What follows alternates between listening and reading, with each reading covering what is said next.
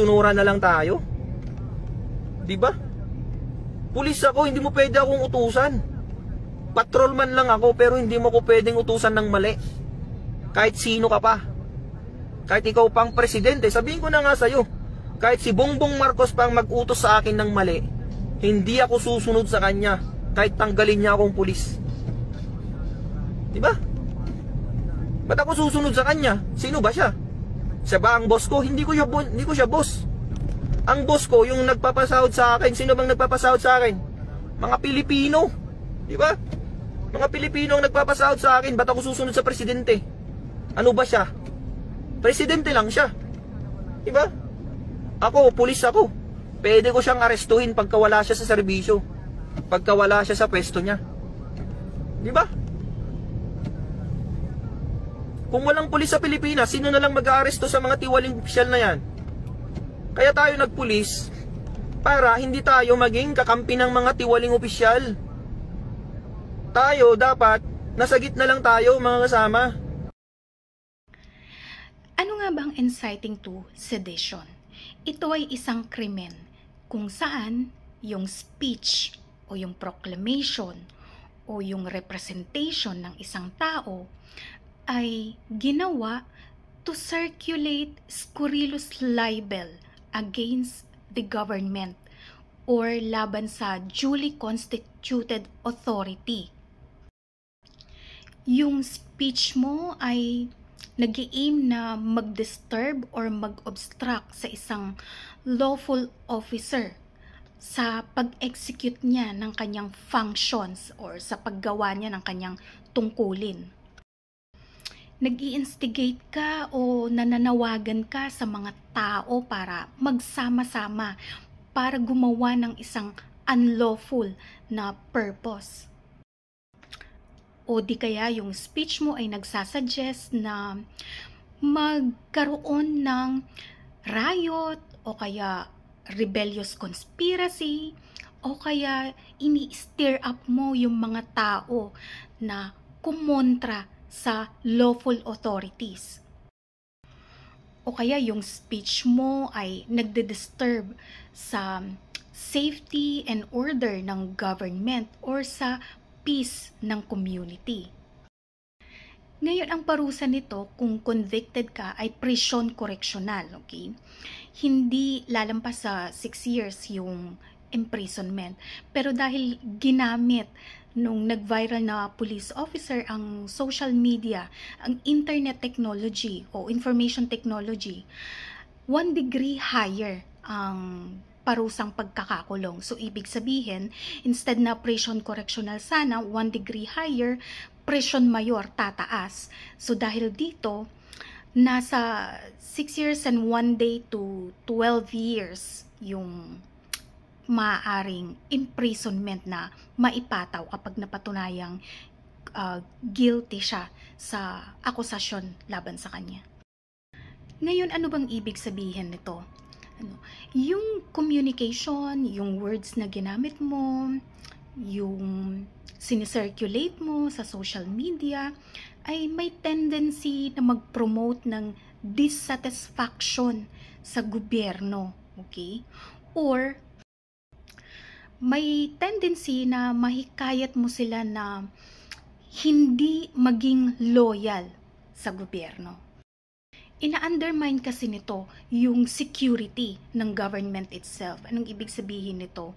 Inaatake mo yung kumpiyansa at tiwala ng tao sa gobyerno. Ngayon, paano naman yung fundamental right to freedom of speech nating mga ordinaryong individuals? Okay? Ibig bang sabihin wala na tayong karapatang magsalita or mag-voice out ng dissatisfaction natin?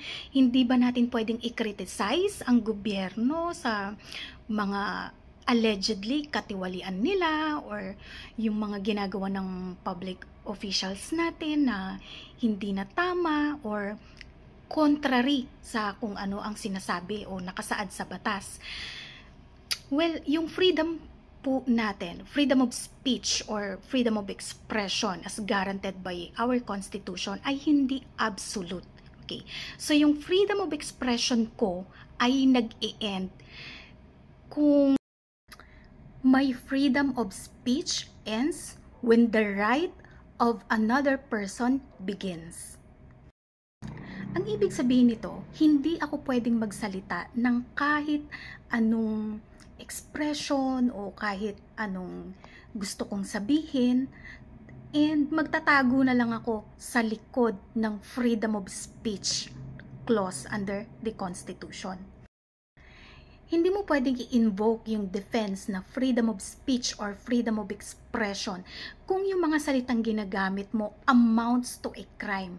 Kagaya halimbawa, bigyan ko kayo ng example. Merong isang abogado na natanggalan ng lisensya sa pagsasabi ng bobo. Tama? Freedom of speech, yes, pwede mong sabihin ang kahit na anong words na gusto mo, basta hindi ito nag-a-amount sa krimen. Okay? Ibig sabihin, hindi libelous, hindi paninirang puri sa ibang tao.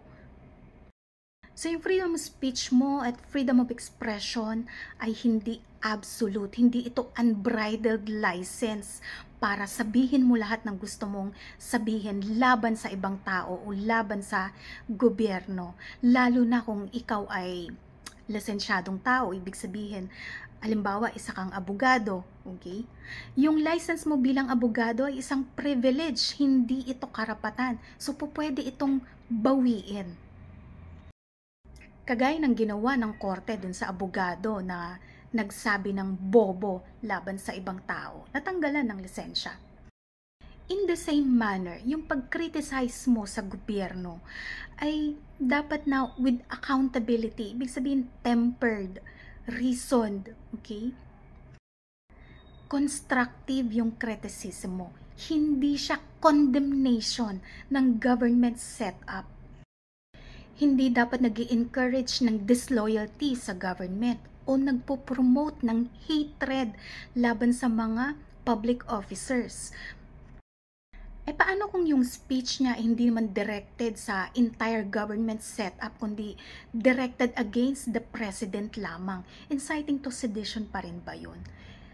Could be, kasi yung inciting to sedition covers libel against the government and or any of the duly constituted authorities, kagaya ng chief executive, the president himself. Meron din kasing isang post na, although deleted na ngayon, nakalagay doon sa post na sabi niya patungkol sa ICC na do not lay your finger on former President Duterte or else parang there will be war, ganon. This is not a warning, this is a threat. So, parang dahil sa dissatisfaction mo or discontent mo sa nangyayari sa panahon ngayon, ini-encourage mo ngayon yung mga tao na mag-resort sa unlawful activities para lamang makuha yung gusto ninyong ma-achieve, parang ganon. So, yun. So, yung words na ginamit laban mismo sa chief executive ng bansa ay incompatible doon sa disposition na we have to remain loyal to the government or we have to be obedient sa mga batas natin. So, parang ganon. Nagsosoka ng discontent sa mga tao and ini-encourage or nahihikayat mo sila na mag-resort sa unlawful activities in order to achieve yung end na gusto nyong mangyari.